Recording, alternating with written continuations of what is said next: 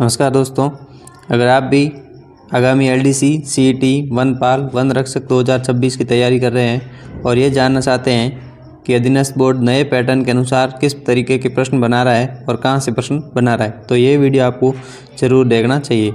जैसे ये प्रश्न है जो भी शिक्षक भर्ती 2025 में पूछे गए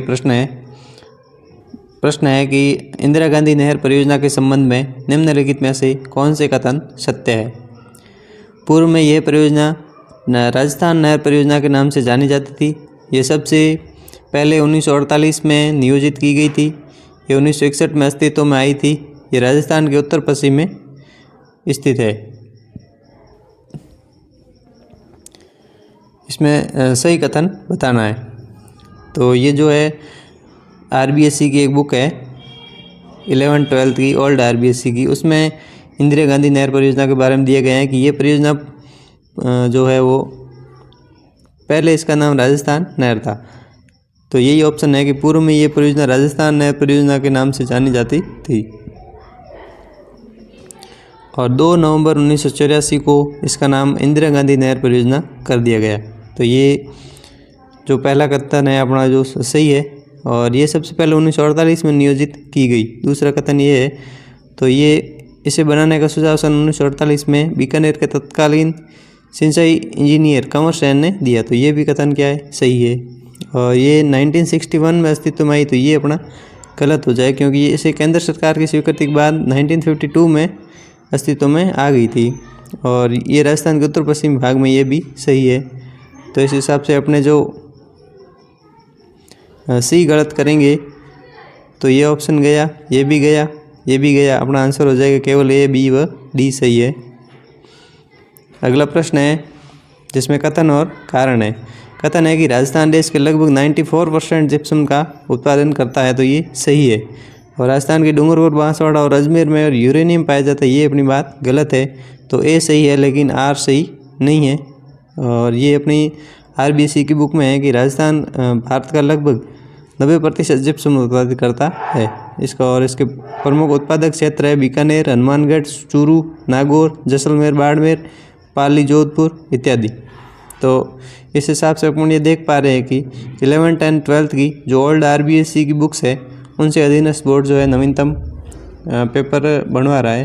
तो अगर आप भी आगामी LDC, CET, वन रक्षक, वनपाल की तैयारी कर रहे हैं तो इन बुक्स को ज़रूर पढ़ें।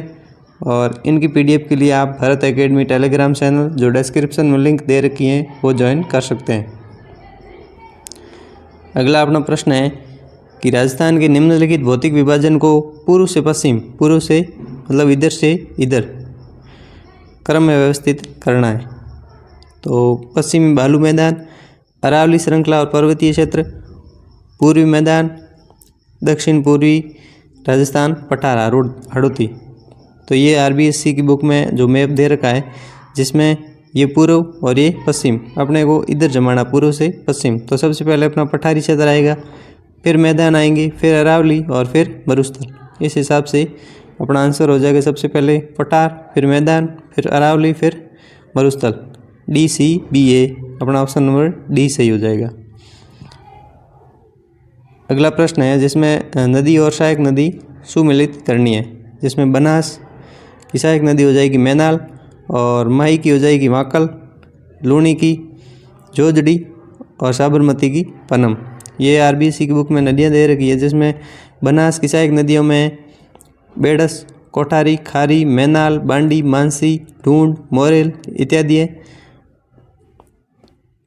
और लूणी की सहायक नदी में जोजड़ी, लीलड़ी, सूकड़ी, जवाई, बांडी इसकी प्रमुख सहायक नदियाँ हैं। अगला प्रश्न है राजस्थान की कौन सी झील मीठे पानी की झील है।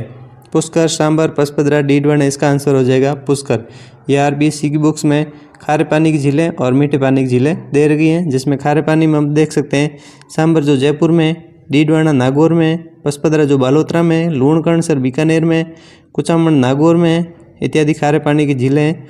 और सांबर जो है वो भारत की सबसे बड़ी खारे पानी की झील है। मीठे पानी की झील देखें तो जयसमंद जो राजस्थान की सबसे बड़ी और खारे पानी की झील है, सॉरी मीठे पानी की राजस्थान की सबसे बड़ी झील है, और इसे ढेबर झील भी कहते हैं। और राजसमंद में पुष्कर अजमेर में, सिलीसेड अलवर में, रामगढ़ जयपुर में, कोलायत बीकानेर, नक्की माउंट आबू और कायलाना जोधपुर। राजसमंद जिले का नाम किसी झील के नाम पर पड़ा है और ये रापणा के जयसमंद को ढेबर झील भी कहते हैं। अगला अपना प्रश्न है जिसमें कथन और कारण है। कथन है कि भाई कुएं एवं नलकूप राजस्थान की कृषि में महत्वपूर्ण भूमिका निभाते हैं। तो ये बात सही है क्योंकि कुएं एवं नलकूप ये जो आरबीएससी की बुक है उसमें दे रखा है कि राज्य में के सबसे महत्वपूर्ण सिंचाई का साधन है। राजस्थान का कुल सिंचित क्षेत्र करीब 70.10% कुएं और नलकूप द्वारा सिंचित किया जाता है। ये भी कथन क्या है, सही है और ये इसकी व्याख्या भी कर रहा है। तो अपना आंसर हो जाएगा ए और आर दोनों सही है। आर ए की सही व्याख्या करता है। आप देख सकते हैं कि वर्तमान में राज्य में कुएं और ट्यूबवेल की सिंचित क्षेत्र जो 70% भाग निर्मित है। ये आरबीएससी की बुक्स में दे रखा है। अगला है जिसमें सुमेलित करना है वन्यजीव अभ्यारण्य। ये जो अभ्यारण्य है और जो टाइगर रिजर्व वगैरह है इनको आप ऑफिशियल वेबसाइट से डाउनलोड कर सकते हैं। और शेरगढ़ 12 में, सीता माता, प्रतापगढ़, तालसापर, चूरू और भैंसरोडगढ़ 12, ये अपना आंसर हो जाएगा। ये है जिसमें जिले और सीमा सुमेलित करना है। तो जालोर गुजरात से देख सकते हैं अपन, और जो श्री गंगानगर है ये पंजाब से, और भरतपुर यूपी से, और बांसवाड़ा एमपी से। अगला प्रश्न है अरब सागर में गिरने वाली नदी है। पार्वती, माही, बाणगंगा, बनास। इस प्रश्न का राइट आंसर हो जाएगा माही।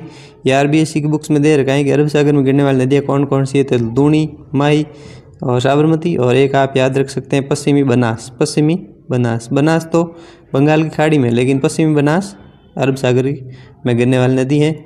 और जो लूनी है वो अजमेर से निकलती है और अरब सागर में जाती है। और माही नदी जो एमपी से निकलती है और अरब सागर में जाती है, और ये राजस्थान में यू आकार में बहती है और कर्क रेखा को 2 बार काटती है। साबरमती नदी जो उदयपुर की से निकलती है और खंभात की खाड़ी में जाती है। अगला है जिसमें कथन और कारण है। कथन के रूप में है कि संबल नदी घाटी परियोजना राजस्थान और एमपी राज्यों में संबल नदी पर स्थित है। इसका निर्माण दोनों राज्यों ने मिलकर किया है। ये तो बिल्कुल ही सही है, जिसमें अपन देख सकते हैं कि राजस्थान व मध्य प्रदेश की संयुक्त परियोजना है। और कारण है ये परियोजना 1965-66 में शुरू हुई। तो ये अपना गलत है क्योंकि ये 52-54 में शुरू हो गई थी। तो ए सही है लेकिन आर सही नहीं है। ये आरबीएससी की बुक्स का मैटर है, जिस आधार पर आप ये तय कर पाएंगे कि आगामी भर्तियों में हमें कौन सी किताबें पढ़नी है और क्या छोड़ना है। अगला है कि राजस्थान में वनों के संबंध में निम्नलिखित कथनों पर विचार करें, जिसमें अपन को सही कथन छांटने हैं। राजस्थान के केवल 3.83% क्षेत्र में ही सघन वनावरण पाया जाता है। तो ये कथन सही है। राजस्थान में प्रति व्यक्ति वनावरण केवल 0.03 हेक्टेयर है। ये भी सही है। और सिरोही में न्यूनतम वनावरण है। ये कथन गलत है। धोकड़ा वन राजस्थान के बहुत बड़े क्षेत्र में पाए जाते हैं। ये कथन सही है।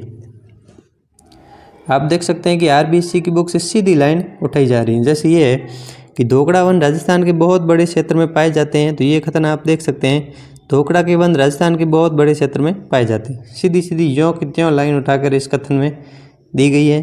तो अपना सी गलत आप जो ही करोगे तो ये कट गया, ये कट गया, ये कट गया। अपना option number B right answer हो जाएगा। और ये आप देख सकते हैं कि राजस्थान में प्रति व्यक्ति वनावरण केवल 0.3% है। तो ये आप वन रिपोर्ट जो है उसको डाउनलोड करेंगे तो यहाँ मिलेगा प्रति व्यक्ति औसतन वनावरण क्षेत्र 0.037% है। 0.03 हेक्टेयर, इसमें भी हेक्टेयर ही। कोपेन की जलवायु वर्गीकरण के बारे में बताना है कि डूंगरपुर और बांसवाड़ा AW में ये बात सही है। जोधपुर जैसलमेर BW HW में ये सही है। गंगानगर हनुमानगढ़ DBW जलवायु में ये भी सही है। और अलवर भरतपुर EAD में ये बात गलत है। तो जो यहाँ आप डी गलत करेंगे, ये कट गया, ये कट गया, ये कट गया, ए बी व सी सही है। आप देख सकते हैं जो EAD है ये पश्चिमी राजस्थान में, और यहाँ दे रखा है अलवर और भरतपुर जो गलत है। और यहाँ लिखा हुआ भी है कि ये जो उष्ण मरुस्थलीय जलवायु पश्चिमी राजस्थान के क्षेत्र में होता है। इसमें आप एक ट्रिक याद रख सकते हैं, संबल। कैसे कि भाई जो अफवाह क्षेत्र है उनके अनुसार अवरोही क्रम मतलब सबसे ज़्यादा अफवाह वाला पहले रखना है। तो स से संबल, म से माई, ब से बनास, ल से लूणी।